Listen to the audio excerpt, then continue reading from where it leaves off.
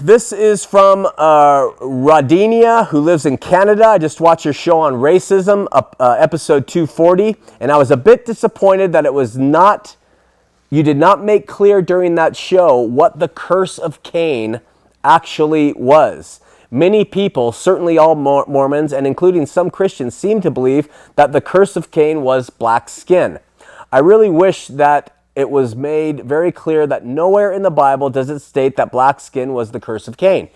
And he or she goes on to say some interesting things. Listen, the curse of Cain was that the fruit of the earth would not yield to him. And she gives scriptural reference.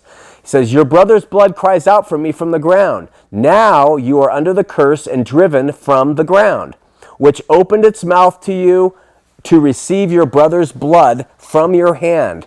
When you work the ground, it will no longer yield its crops for you. You will be a restless wanderer in the earth. That's Genesis 4:10 through 12. So he provided excellent biblical reference teaching us something. I didn't teach that. That the curse was that the ground would not yield its fruit to Cain.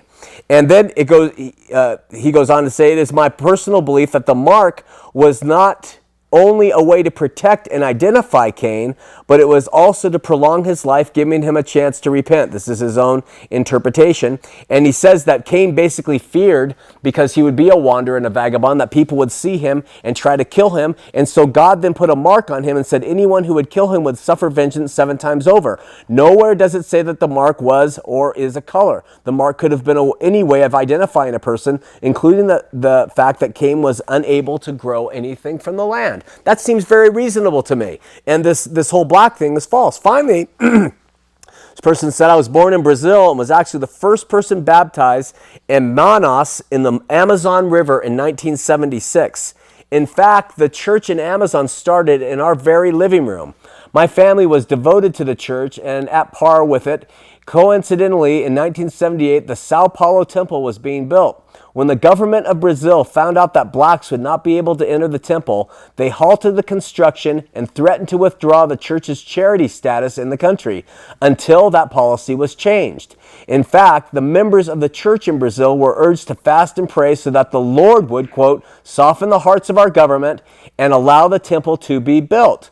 Lo and behold, he says, that very same year, a prophet of the LDS Church, Spencer W. Kimball, received a revelation from God, and all was well. It seemed to me that the Lord decided to change the mind of this prophet instead of getting politically involved. I've seen the light. I've removed my name along with my family from the records of almost 8 years now, and goes on to say that they are deceptive, they lie, and that he is free from that.